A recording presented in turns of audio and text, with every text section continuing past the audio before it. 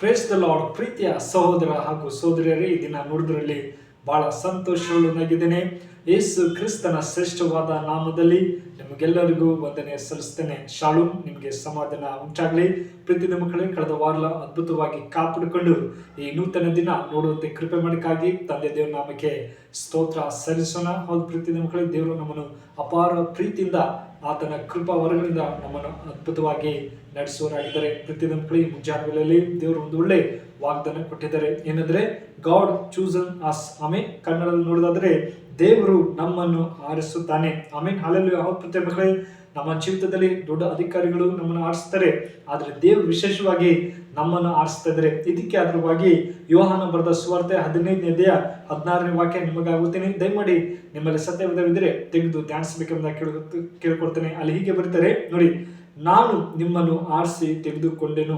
ಆಮೇಲೆ ಹಲ್ಲೆಲೂಯಾ. ಹೌದು ಪ್ರೀತಿಯ ಮಕ್ಕಳೇ, ದೇವರು ಇಲ್ಲಿ ಹೇಳ್ತಿದ್ದಾರೆ, ನಾನು ನಿಮ್ಮನ್ನು ಆರಿಸಿ ತೆಗೆದುಕೊಂಡೆಂಬುದಾಗಿ.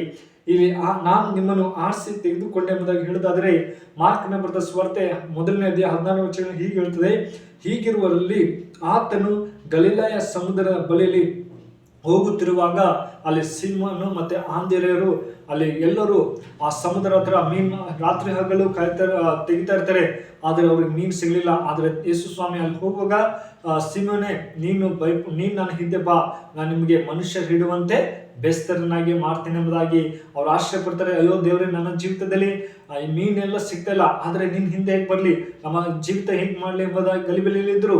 ಆದ್ರೂ ದೇವ್ರು ಮಾತು ತಕ್ಷಣ ಹೇಳಿದ ತಕ್ಷಣ ಆ ಬಳಿನ ಬಿಟ್ಟು ಆ ದೇವ್ರ ಹಿಂದೆ ಹೋದ್ರೆ ಎಂಬುದನ್ನು ನೋಡ್ತೀವಿ. ಹೌದು ಪ್ರೀತಿಯ ಮಕ್ಕಳೇ, ಇಂದು ನಮ್ಮ ಜೀವಿತದಲ್ಲೂ ವೈಯಕ್ತಿಕವಾಗಿ ದೇವ್ರು ಕರೀತಾ ಇದ್ದಾರೆ, ಆದ್ರೆ ನಾವು ಆರಿಸ್ಕೋತಾ ಇಲ್ಲ. ಅಯ್ಯೋ ದೇವ್ರು ಇಲ್ಲಿದ್ದಾರೆ, ನಮ್ಮ ಕಷ್ಟ ಯಾರು ನೋಡ್ತಾರೆ ಎಂಬತ್ತು ನಾವು ಗಲಿಬಿಲಿ ಇರ್ಬೋದು. ಆದ್ರೆ ದೇವರು ಆ ಸೀಮೋನ್ ಮತ್ತೆ ಆಂದ್ರೆಯವರು ಜೀವಿತನ ಅವರು ಹೇಳಿದ ತಕ್ಷಣ ಹೋಗಿದ್ರು ಎಂಬುದನ್ನು ನೋಡ್ತೀವಿ. ಅದೇ ತರ ಧರ್ಮೋಪದೇಶ ಕಂಡ 14:2 ಹೇಳ್ತದೆ, ನಿಮ್ಮ ದೇವರಾದ ಯೆಹೋವನ ಜನರೇ, ಆತನ ಭೂಲೋಕದಲ್ಲಿ ಇರುವ ಸಮಸ್ತ ಜನಾಂಗಗಳಲ್ಲಿ ನಿಮ್ಮನ್ನೇ ಸ್ವಾಕ್ಯ ಜನರಾಗುವುದಕ್ಕೆ ಅಂದುಕೊಂಡಿದ್ದಾನೆ ಅಲ್ಲ. ಆಮೇನ್. ಹಲ್ಲೆಲೂಯಾ. ಹೌದು ಪ್ರೀತಿಯ ಮಕ್ಕಳೇ, ಎಲ್ಲಾ ಜನಗಳೇ ನಿಮ್ಮನ್ನು ಆರಿಸಿಕೊಂಡಿದ್ದೇನೆ, ನಿಮ್ಮನ್ನು ಕರೀತಾ ಇದ್ದೀನಿ ಎಂಬುದಾಗಿ ದೇವರು ಹೇಳ್ತಿದ್ದಾರೆ.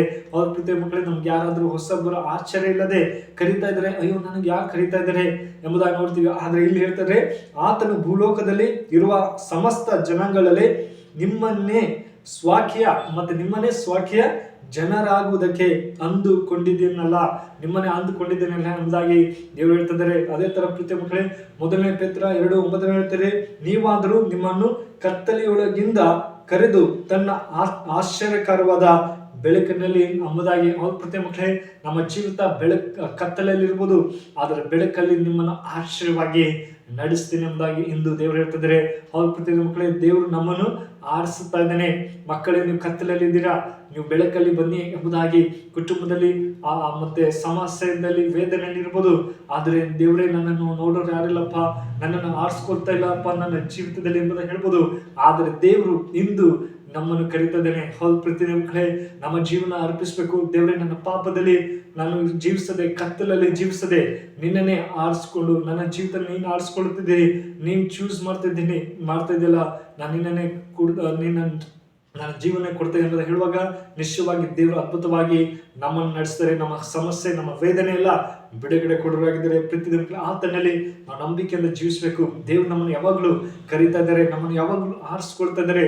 ಮಗನೇ ಮಗಳೇ, ಭಯಪಡಬೇಡ, ನಾನು ನಿನ್ನನ್ನು ಆರಿಸ್ಕೊಳ್ತಾ ಇದ್ದೀನಿ, ನಿನ್ನನ್ನು ಹತ್ತಿರ ಬಾ ಎಂಬುದಾಗಿ ಇಂದು ಕರೀತಾ ಇದ್ದಾರೆ. ಹೌದು ಪ್ರೀತಿಯ ಮಕ್ಕಳೇ, ಇಂದು ನಾವು ತೀರ್ಮಾನ ಮಾಡಿಕೊಳ್ಬೇಕು. ನಮ್ಮ ಜೀವಿತ ಎಷ್ಟೇ ನೋವಿದ್ರು ದೇವ್ರ ಹಿಂದೆ ಹೋಗುವಾಗ ದೇವರು ಅದ್ಭುತವಾಗಿ ನಮ್ಮನ್ನು ಆಶೀರ್ವದಿಸಿ ನಡೆಸುತ್ತಾ ಸರ್ವಶಕ್ತರಾಗಿದ್ದಾರೆ. ಈ ವಾಕ್ಯ ನಿಮ್ಮ ಜೀವಿತದಲ್ಲಿ ಆಶ್ವಸಿ ಕಾಪಾಡಿ. ಪ್ರೀತಿಯ ಮಕ್ಕಳೇ, ಈ ವಿಡಿಯೋ ಇಷ್ಟವಾದರೆ ದಯಮಾಡಿ ಲೈಕ್ ಕೊಡಿ ಮತ್ತು ಸಬ್ಸ್ಕ್ರೈಬ್ ಮಾಡಿ, ಇತರಿಗೆ ಶೇರ್ ಮಾಡಬೇಕೆಂಬುದಾಗಿ ಪ್ರೀತಿಯಿಂದ ಕೇಳಿಕೊಳ್ತೇನೆ. ಪ್ರಾರ್ಥನೆ ಮಾಡೋಣ. ಕಣ್ಣು ಮುಚ್ಚಿಕೊಂಡು ಪ್ರಾರ್ಥನಾ. ಪರಿಶುದ್ಧನೇ ಮಹೋನ್ನತ ದೇವರೇ, ಒಳ್ಳೆ ಸಮಯಕ್ಕಾಗಿ ಸ್ತೋತ್ರ. ಹೌದೇಸಪ್ಪ, ನೀನು ನಮ್ಮನ್ನು ಆರಿಸಿ ತಗೊಂಡಿದ್ದೀರಪ್ಪ, ನಿಮಗೆ ಸ್ತೋತ್ರ. ಹೌದೇಸಪ್ಪ, ನಾವು ಕತ್ತಲೆಯಲ್ಲಿರುವಾಗ ಬೆಳಕ ಮಾರ್ಗದಲ್ಲಿ ನೀವು ನಡೆಸಿರಿ ಅಪ್ಪ. ಹೌದೇಸುವೆ, ಈ ವಿಡಿಯೋ ನಂತರ ಮಕ್ಕಳು ಕತ್ತಲೆಯಲ್ಲಿರುವಾಗ ಅವರನ್ನು ಬೆಳಕಲ್ಲಿ ನಡೆಯುವಾಗ ಅವರನ್ನು ಆಶೀರ್ವದಿಸು, ಅವರೆಲ್ಲ ಸಮಸ್ಯೆಯನ್ನು ಬಿಡುಗಡೆ ಕೊಡು. ಪ್ರತಿಯೊಬ್ಬರನ್ನ ನೀನು ಆರಿಸ್ಕೊಡ್ತಾ ಇದೆ, ಅವರ ಸಮಸ್ಯೆ ಎಲ್ಲ ಬಿಡುಗಡೆ ಕೊಡು, ಅವರನ್ನು ಆಶ್ವಸಿ ಕಾಪಾಡಪ್ಪ ಅಂತ ಪ್ರಾರ್ಥಿಸಿದ್ರೆ ಕರುಣಾಮಯನೇ ಈ ಚಿಕ್ಕ ಪ್ರಾರ್ಥನೆ ಕೇಳಿದಂತೆ ಯೇಸು ಕ್ರಿಸ್ತನಲ್ಲಿ ಬಿಡುತ್ತೇನೆ ಜೀವಿತದೆ. ಆಮೆನ್. May god bless.